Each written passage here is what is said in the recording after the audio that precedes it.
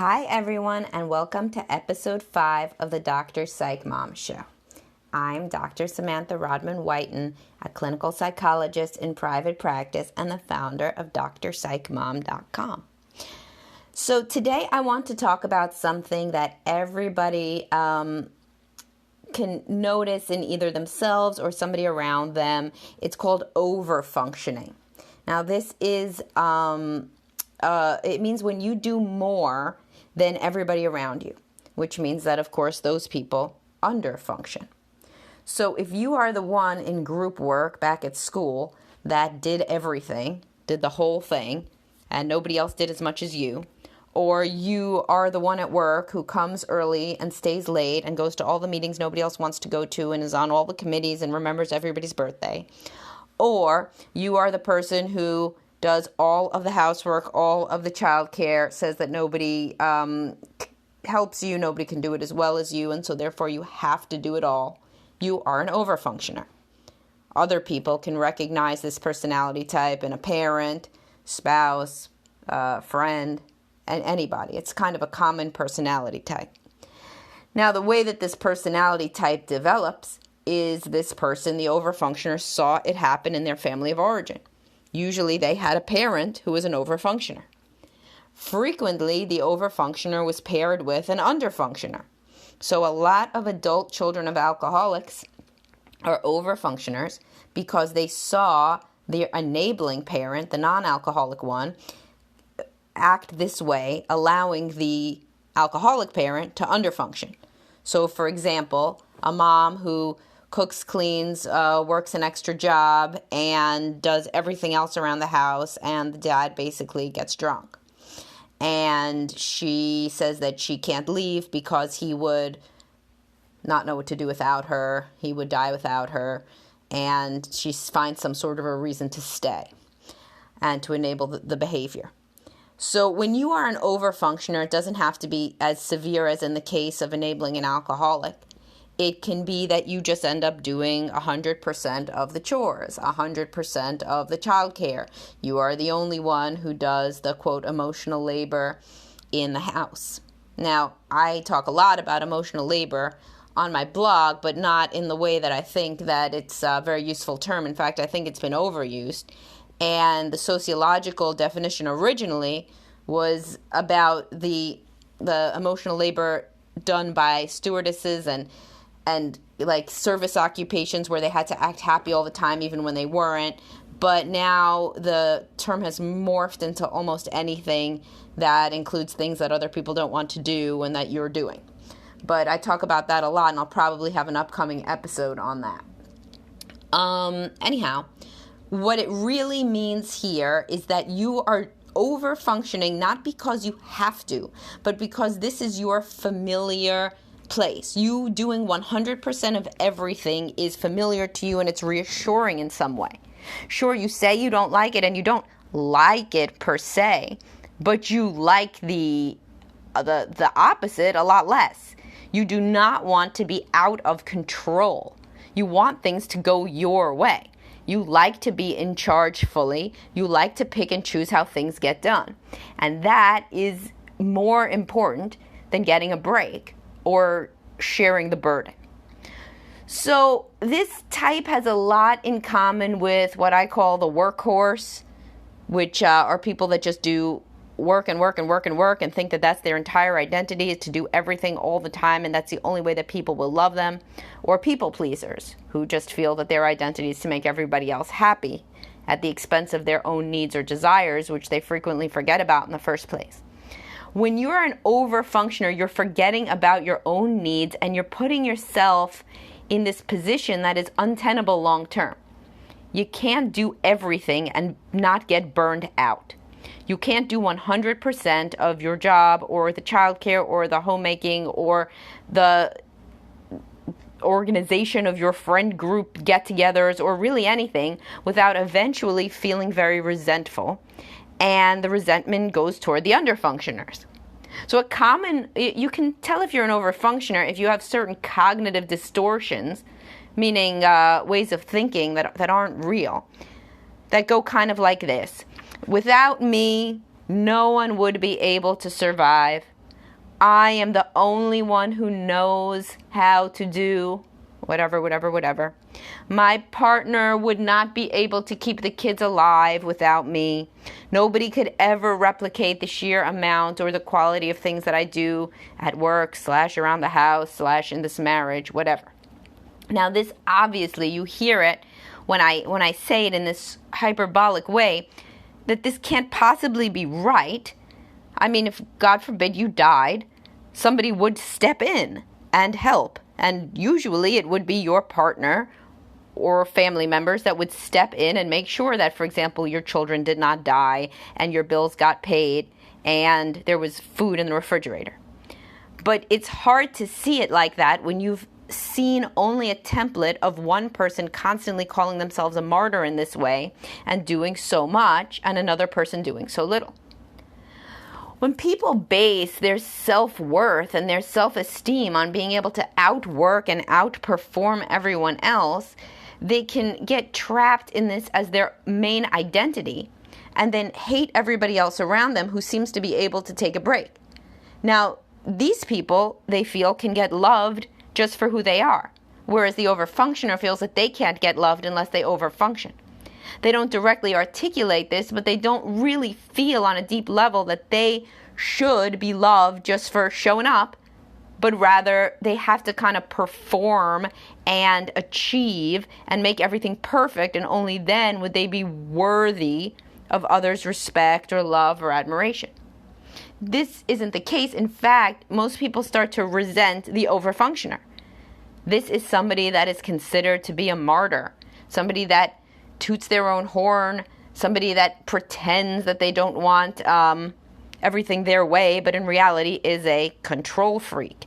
You know, nobody really wants to interact with a control freak or a micromanager. This is the underbelly of the overfunctioner. They do everything, and therefore everything is done their way, and then they kind of get addicted to having things done their way, which they begin to think of as the only right or good way.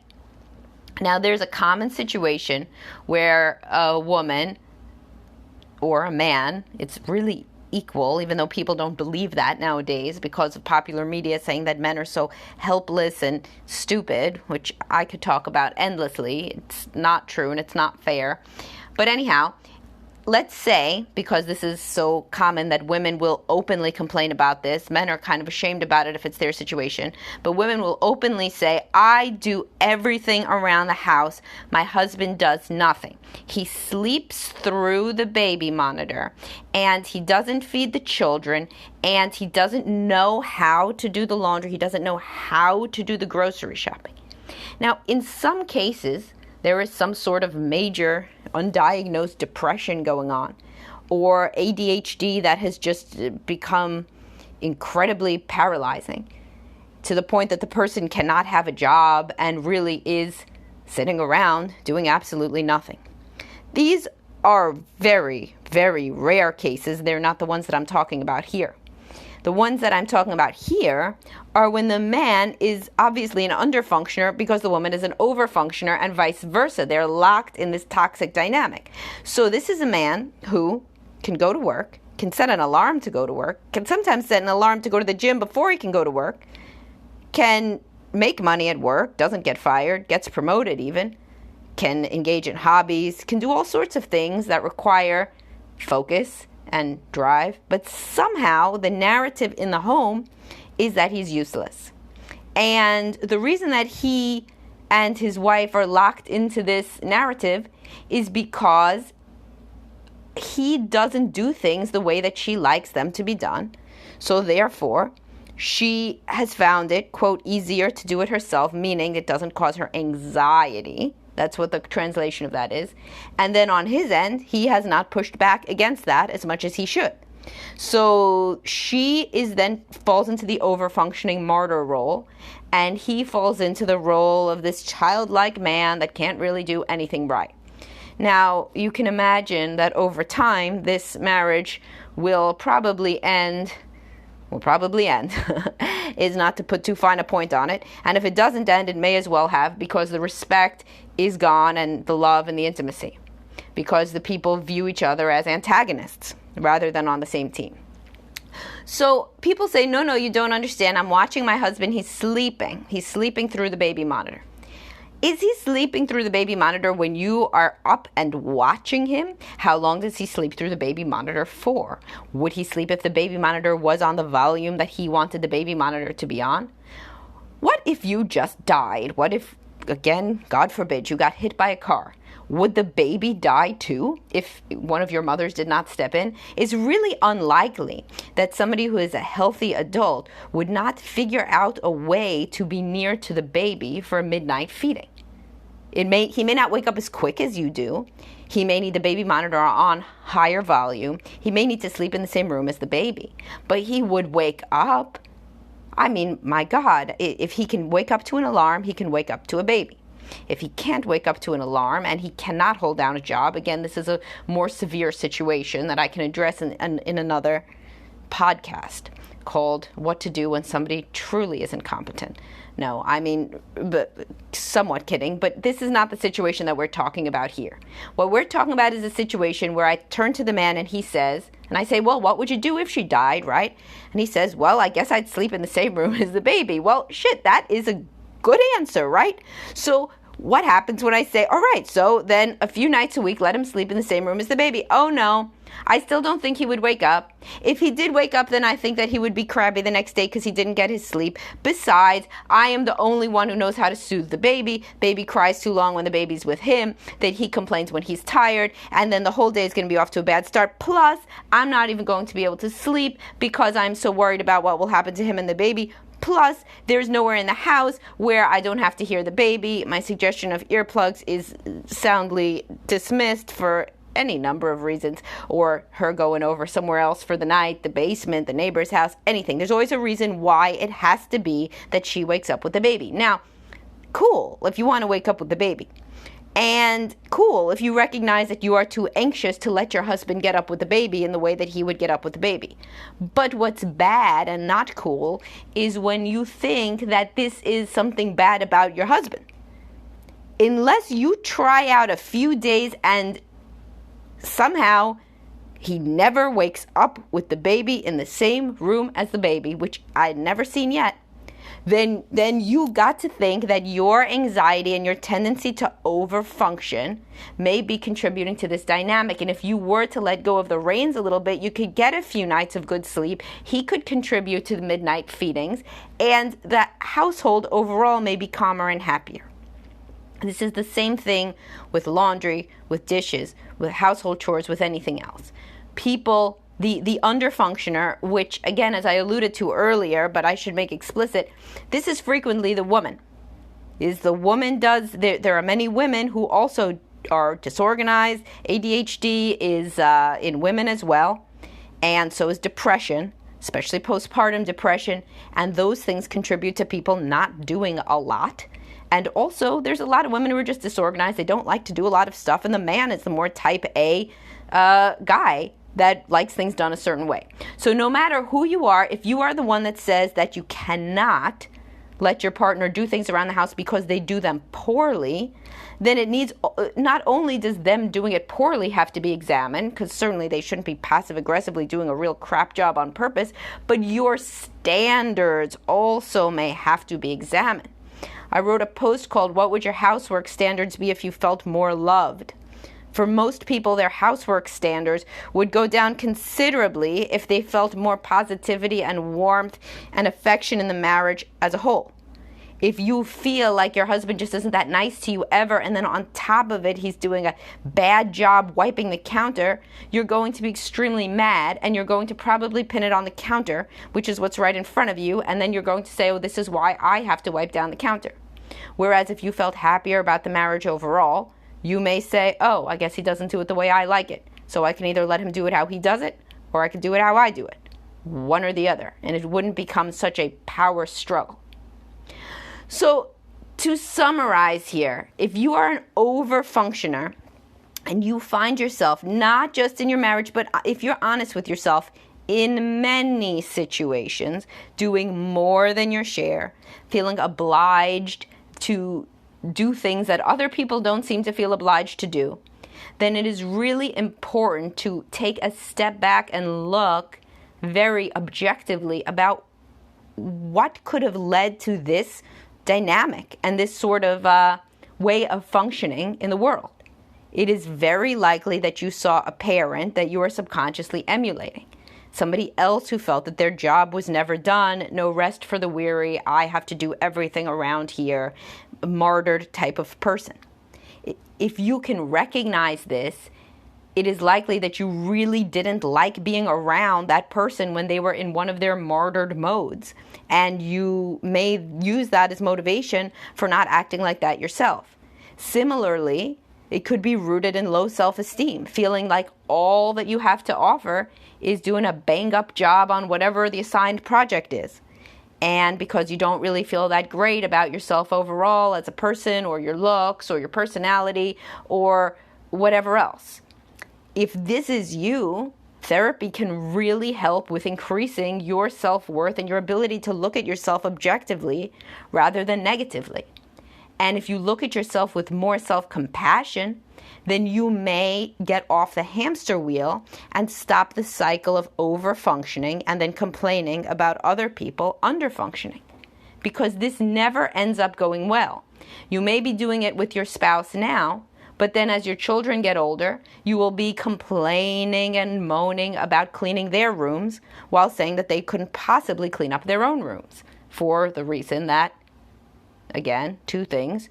You secretly want it done your way, and you even more secretly and subconsciously feel that this is kind of an estimate of how good you are as a wife, mother, homemaker, husband, provider, father, worker, whatever it is. And this is your lot in life, is to just do and do and do and work and work and work. That should not be anybody's lot in life. What could you do with all of the time you would have if you stopped straightening the clothes on the hanger and sweeping 15 times more than anybody else would, or whatever else it is? Could the children make their own lunches? How much laundry would you have to leave in the hamper before your spouse ran out of clothes and had to do their own laundry? These are philosophical questions that an overfunctioner needs to ask themselves. Now, again, I am not saying that the other partner, the underfunctioner, doesn't have their part. The underfunctioner frequently just finds it easier to avoid any sort of conflict and avoid any sort of self-assertion. They are almost pathologically conflict avoidant, and instead of saying, hey, I am going to get up with the baby, let me do it in my way though, they'll just say, oh yeah, you're right, I don't know what I would do without you. That doesn't mean that they really don't know what they would do without you. That means that they really don't know what they would do if they had to get into a fight right now, and they don't want to think about it. So this person is pathologically conflict avoidant, and you may be anxious and pathologically overfunctioning. So this combination can lead to a marriage where two people feel very, very distant. And if it happens at work, it can make you feel resentful there too. If it happens with the kids, it can make you feel resentful towards your kids. I mean, it really makes you feel resentful whenever you are trapped in this dynamic of doing more than the other person and not knowing how to escape. Obviously, from what I'm talking about, you can see that overfunctioning has a very high overlap with generalized anxiety. So if you're somebody who worries about every little thing and worries about everything going wrong, then the illusion of control that anxious people like means that if you do everything in exactly the way that you want to do it, then somehow the illusion that you have is that then things will go well and you can prevent bad outcomes. So if you pack the children's lunches exactly the way that you think you should, then this will somehow save the children from some bad outcomes, such as having a sandwich they don't like, or having to, really, that's it, having a sandwich they don't like. You know, and if you are somebody who this resonates for, think about it. Think about whether you would classify yourself as an anxious person. It's always a good idea to just Google some of these DSM diagnoses and see if it kind of fits. With medical things, you know, it's like you get a little lump and you Google it, then you feel like you're about to die tomorrow. That's probably not a good idea. But with DSM diagnoses, see if it fits. Contact a therapist and say, from what I saw, I think I have anxiety. What do you think? I mean, obviously your self-diagnosis should not be the be-all and end-all, but it can give you a little bit of a window into what you're dealing with here. And if you have constant worries that interfere with daily life, which is really the hallmark of generalized anxiety disorder, then, that's not something that you deserve to live with. There's treatment for that. It's super responsive to therapy. And the family of origin issues that are the other, contributor to overfunctioning, those can be processed and worked through as well, such that you can learn other templates for engaging in intimate relationships that leave you less exhausted, harried, resentful, and bitter. All right, so I hope that you learned a lot from this about over and under functioning, and you have some kind of ideas about how this starts, how it perpetuates itself, and other overlapping issues such as undiagnosed anxiety. If this describes you and your partner, because I could say you and your coworkers, but they're not going to listen to this podcast, you got better luck with your spouse, then listen to this and discuss it. Discuss both of your contributions to this imbalance in work. It always takes two to tango in marital issues. So if you like this podcast and if you found it informative, please subscribe. Please follow me at drpsychmom.com and reach out with other suggestions about topics that you would like to hear me cover. Thanks, guys. Bye-bye.